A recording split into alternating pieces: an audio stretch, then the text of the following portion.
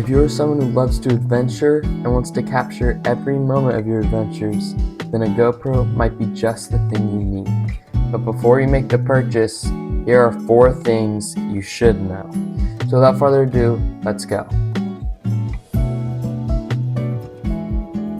So the first thing you should consider before buying a GoPro is what will you be using it for and how frequently will you be using the GoPro.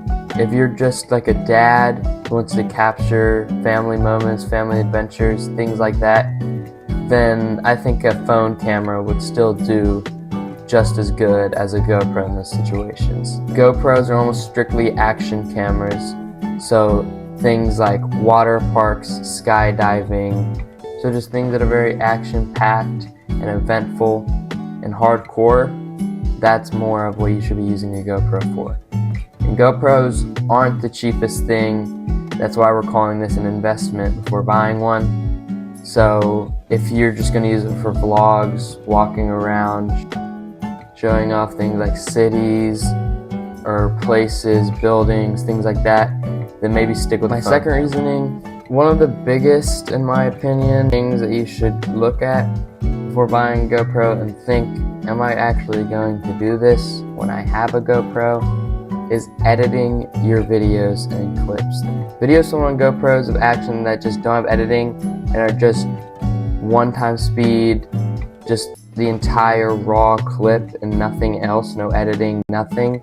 It gets bland and boring, and it makes the video comparable to like watching paint dry. Just really boring stuff without any editing, anything, it makes the video boring. Now, another thing you may need to know before buying a GoPro is that the battery life on GoPros are horrible. Now, this isn't a flaw on GoPros but rather a flaw on action cameras in whole. It's just the result of filming such a high quality on such a tiny camera. And that is one thing that phone cameras do better is with their battery life, because phone cameras are much larger than GoPros. They have more software, more things to stop it from overheating and stuff like that. Now, another thing you should know before buying a GoPro is the GoPro illusion effect. GoPros seemingly have this, how should I put it? If you were mountain biking and you went on a hill and you hit this crazy jump with a ton of airtime, it'll look insane in real life, but when you go back and watch the footage you've recorded with the GoPro, you may be a little disappointed.